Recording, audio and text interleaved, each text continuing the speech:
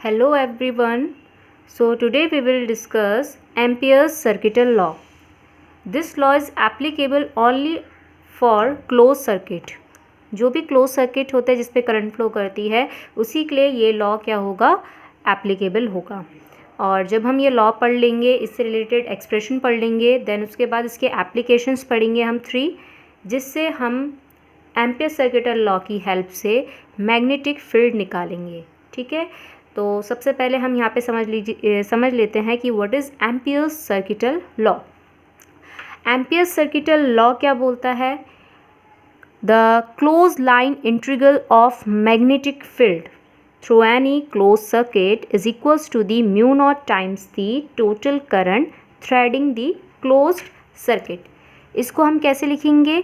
ये क्या है? Close line integral. Line integral, integration का साइन लगाएंगे। ठीक है, क्लोज बोला गया है तो ऑब्वियसली यहाँ पे क्या करेंगे, यहाँ पे हम एक क्लोज्ड इंटीग्रल का साइन बनाएंगे। ये क्लोज को बताता है। ठीक है, लाइन इंटीग्रल बोला गया है तो लाइन मतलब आपको बताया थे 3 टाइप के इंटीग्रेशन करते हैं हम, लाइन इंटीग्रेशन, सरफेस इंटीग्रेशन और थर्ड वन वॉल्यूम इंटीग्रेशन। तो यहाँ पे इन्होंने लाइन इंटीग्रेशन बोल रखा है। ठीक है, कि बाउंड्री फॉर्म में हमें यहाँ पे क्या करना है, इंटीग्रेशन करना है।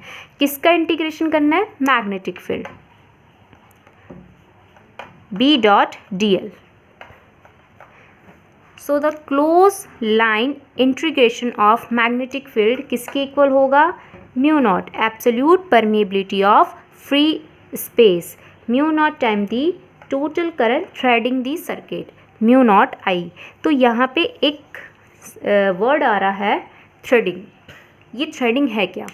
थ्रेडिंग का मतलब ये है कि जैसे फॉर एग्जांपल हमने यहाँ पे एक स्ट्रेट कंडक्टर ले रखा है। ये कोई हमारे पास एक स्ट्रेट करंट कैरिंग कंडक्टर है, ओके, जिसमें कितनी करंट फ्लो कर रही है? आई करंट फ्लो कर रही है। तो इट मीन्स इस पर्टिकुलर स्ट्रेट कंडक्टर में कितना अमाउंट ऑफ करंट थ्रेड कर रहा है? आई करंट थ्रेड कर रहा है। Total current thread, total current thread, यहाँ पे फ्लोइंग नहीं लिखेंगे, थ्रेडिंग लिखेंगे। ठीक है, कितना करंट यहाँ पे थ्रेड कर रहा है, फ्लो कर रहा है, तो टोटल करंट थ्रेडिंग कितना कर रहा है? आई।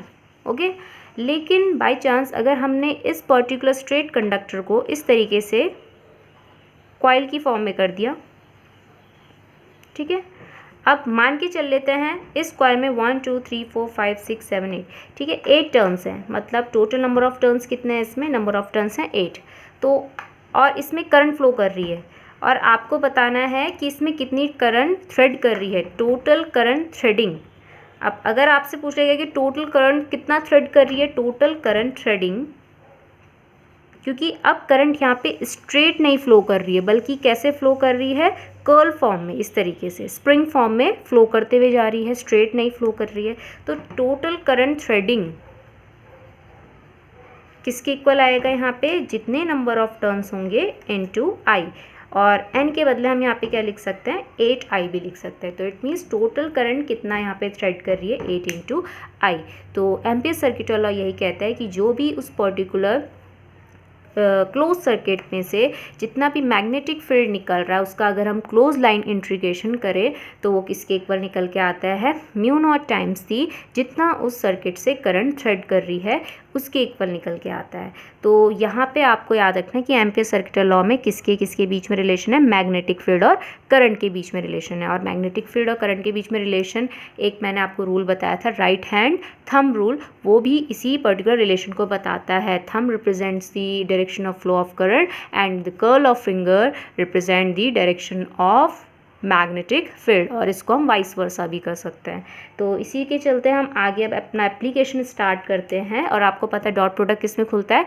कॉस थीटा में। तो आप इसको B.dl cos theta is equals to mu naught I भी लिख सकते हैं। ठीक है, तो इसको हम स्टार्ट करते हैं। यहाँ पे डॉट प्रोडक्ट इसलिए आया है क्योंकि यहाँ पे अभी आपको पता चल जाएगा कि जिस डायरेक्शन में हम जिस पाथ की बात कर रहे हैं उसी डायरेक्शन, उसी पाथ के अलोंग मैग्नेटिक फील्ड क्या होता है?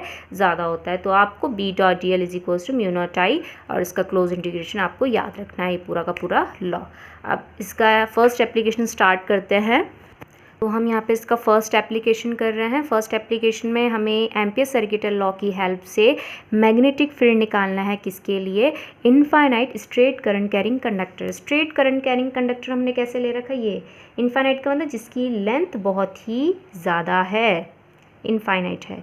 तो हमने एक स्ट्रेट करंट कैरिंग कंडक्टर ले रखा है इस तरीके से, ठीक है, आपको दिख रहा होगा। और ये हमारे पास एक कार्डबोर्ड है, दिस इज़ कार्डबोर्ड।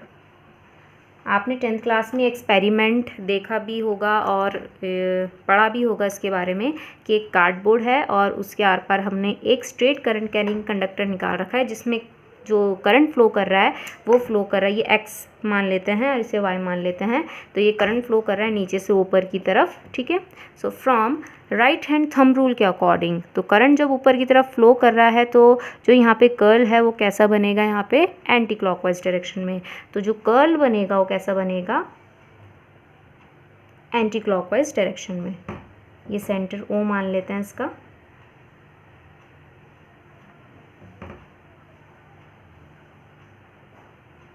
ठीक है।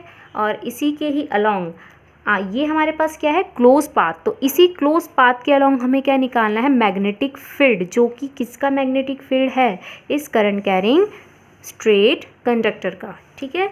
तो आपको पता है कि अगर मैं यहाँ पे बात कर लूँ कि इसकी सर्कल, जो भी ये सर्कल क्लोज पाथ बन रहा है उसका रेडियस कितना है, तो यहाँ पे आ रहा है। और आपको ये पता होना चाहिए दोनों चीज़ें हैं, ये क्लोज पाथ भी है और साथ साथ इसी के अलोंग क्या फ्लो कर, इसी के अलोंग हम क्या निकाल रहे हैं? मैग्नेटिक फील्ड निकाल रहे हैं। इसी के अलोंग क्या फ्लो कर रहा है? यहाँ पे मैग्नेटिक फील्ड भी यहाँ पे मौजूद है, ठीक है। तो अगर हम यहाँ पे बात करें टोटल जो यहाँ पे पाथ है इसका, ठीक है, वो तो आपको पता है सर्कमफेरेंस ऑफ दिस सर्कल है, मान के चल लेते हैं एल है, तो इसका स्मॉल पार्ट कितना होगा? ऑब्वियसली डीएल होगा, ठीक है। और डीएल की डायरेक्शन होती है, आपको बताया था। तो डीएल की डायरेक्शन किसकी डायरेक्शन के अलोंग होगी? जिस डायरेक्शन में मैग्नेटिक फील्ड फ्लो कर रहा है। मैग्नेटिक फील्ड भी कैसे फ्लो कर रहा है? एंटी क्लॉकवाइज डायरेक्शन में, ठीक है, from right hand thumb rule के अकॉर्डिंग। तो जो डीएल है और जो मैग्नेटिक फील्ड है दोनों की डायरेक्शन सेम है, तो it means B is parallel to D L. It means theta कितना डिग्री बन रहा है यहाँ पे? 0 डिग्री दोनों के बीच में, ठीक है। नेक्स्ट, अब यहाँ पे बात करते हैं फ्रॉम एम्पियर सर्किटल लॉ से। From Ampere's circuital law, Ampere circuital law क्या था? B dot D L is equals to mu naught. Straight conductor में कितना करंट थ्रेड कर रहा है? अभी बताया था आई, ठीक है। इसको हम ऐसे भी लिख सकते हैं, close integration B D L cos theta, dot product cos theta देता है। थीटा कितना डिग्री है?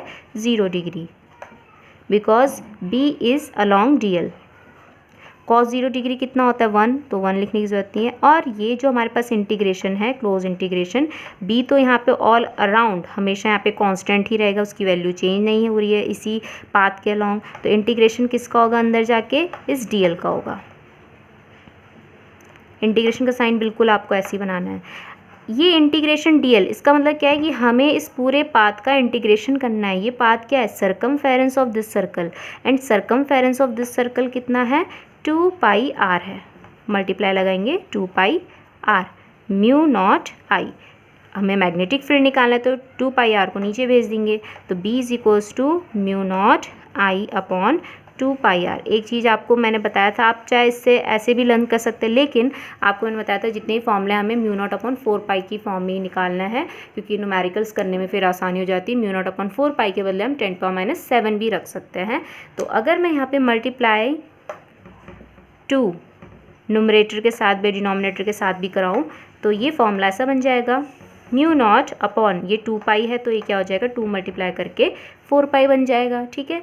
और यहाँ पे आई के साथ आ जाएगा 2, ऊपर वाला 2 इसके साथ 2I/R। तो ये आ गया है magnetic field due to infinite straight current carrying conductor, ठीक है। इसके साथ साथ इसके 2 और एप्लीकेशन हैं जिसमें हमें मैग्नेटिक फील्ड निकालना है due to solenoid and due to toroid, वो इसके बाद के 2 वीडियोस में दे रखे हैं।